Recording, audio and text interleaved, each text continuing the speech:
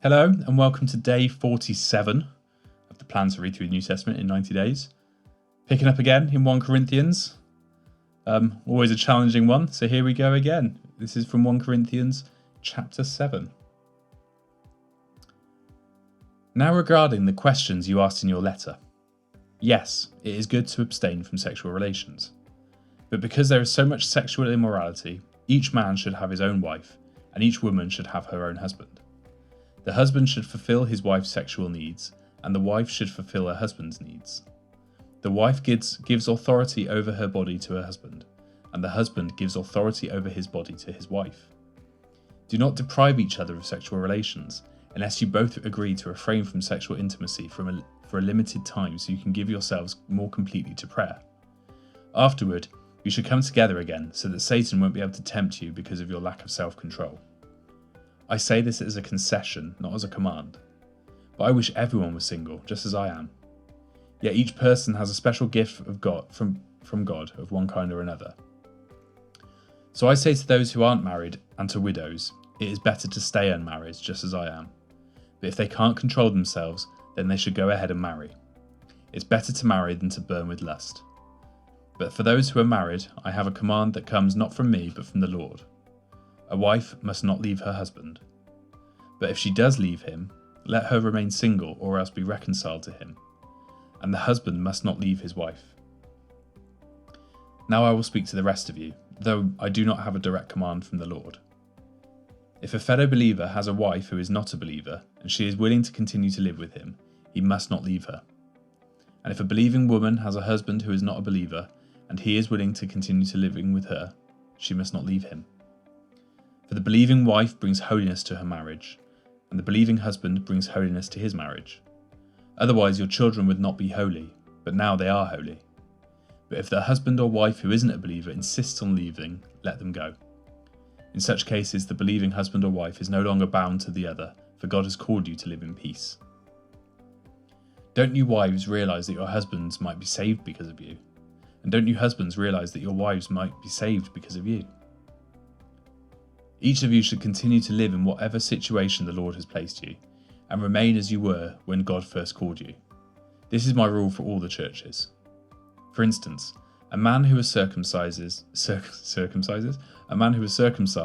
before he became a believer should not try to reverse it. And the man who was uncircumcised when he became a believer should not be circumcised now, for it makes no difference whether or not a man has been circumcised. The important thing is to keep God's commandments. Yes, each of you should remain as you were when God called you. Are you a slave? Don't let that worry you, but if you get a chance to be free, take it. And remember, if you were a slave when the Lord called you, you are now free in the Lord. And if you were free when the Lord called you, you are now a slave of Christ. God paid a high price for you, so don't be enslaved by the world. Each of you, dear brothers and sisters, should remain as you were when God first called you. Now, regarding your question about the young women who are not yet married, I do not have a command for the Lord from them, but the Lord in his mercy has given me wisdom that can be trusted, and I will share it with you. Because of the present crisis, I want to see what that's all about. What is the present crisis? Or the pressures of life.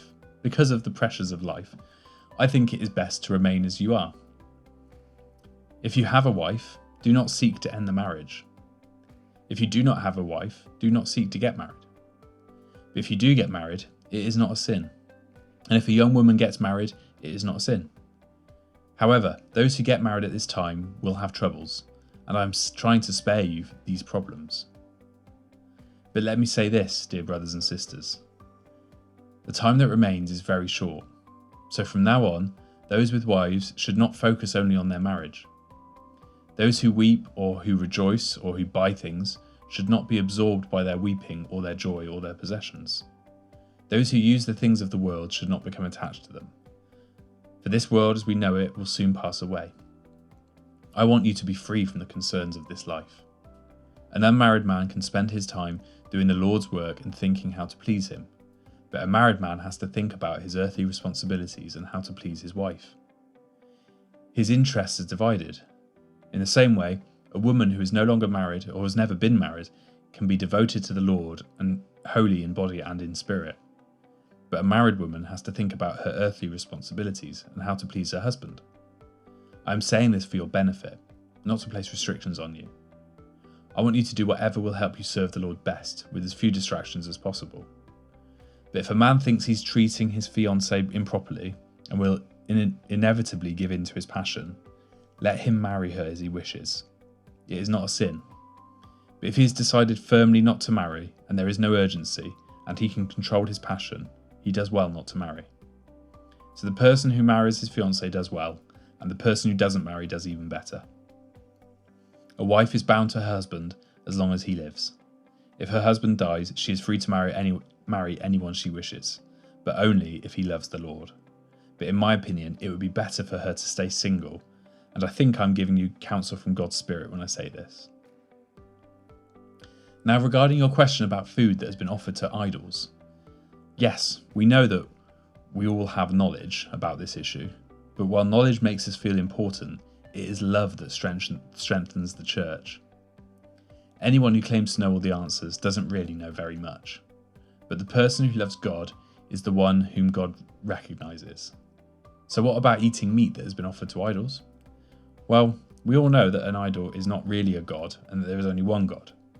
There may be so-called gods, both in heaven and on earth, and some people actually worship many gods and many lords. But for us, there is one God, the Father, by whom all things were created and for whom we live. And there is one Lord, Jesus Christ, through whom all things were created and through whom we live. However, not all believers know this. Some are accustomed to thinking of idols as being real. So when they eat food that has been offered to idols, they think of it as the worship of real gods, and their weak consciences are violated. It's true that we can't win God's approval by what we eat. We don't lose anything if we don't eat it, and we don't gain anything if we do.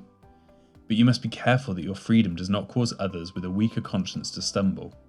For if others see you, with your superior knowledge, eating in the temple of an idol, won't they be encouraged to violate their conscience by eating food that has been offered to an idol?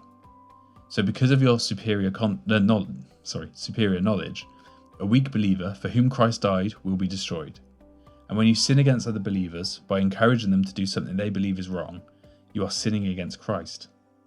So if what I eat causes another believer to sin, I will never eat meat again as long as I live, for I don't want to cause another believer to stumble.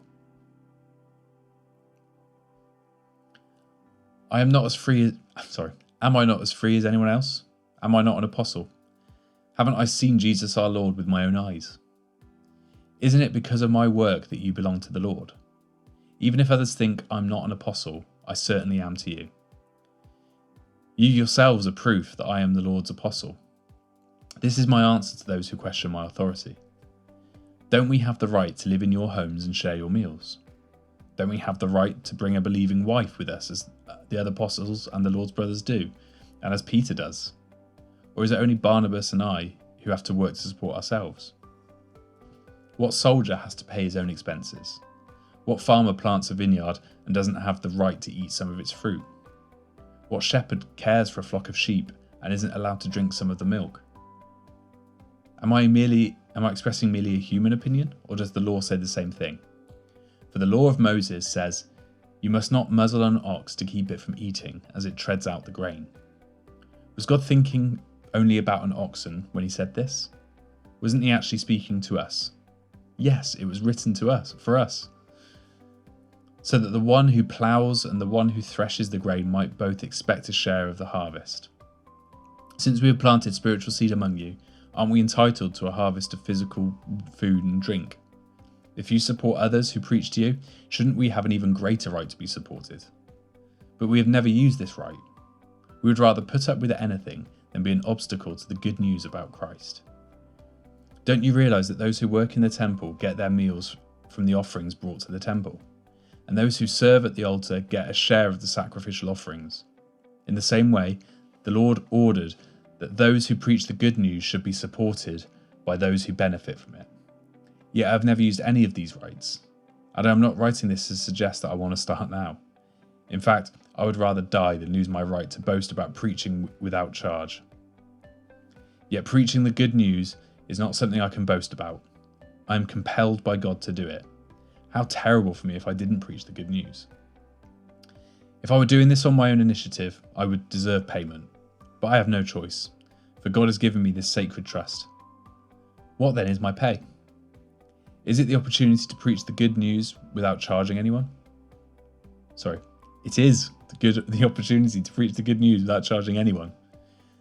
That's why I'd never demand my rights when I preach the good news. Even though I'm a free man with no master, I have become a slave to all people who bring many to Christ. When I was with the Jews, I lived like a Jew to bring the Jews to Christ. When I was with those who followed the Jewish law, I too lived under that law. Even though I am not subject to the law, I did this so that I could bring Christ to those who are under the law. When I'm with the Gentiles who do not follow the Jewish law, I too live apart from that law so that I can bring them to Christ.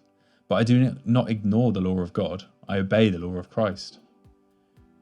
When I'm with those who are weak, I share their weakness.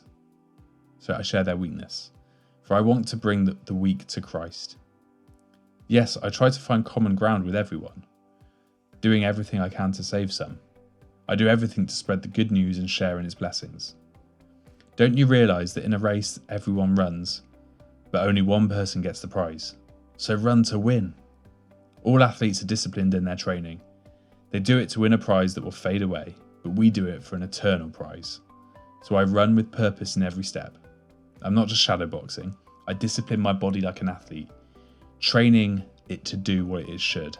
Otherwise, I fear that after preaching to others, I myself might be disqualified. Wow. There we go, day 47. Paul bringing it again to the Corinthians. Loving that. Come back, join me tomorrow. I've lost track of the days, but whenever that is, join me tomorrow for day 48. Take care.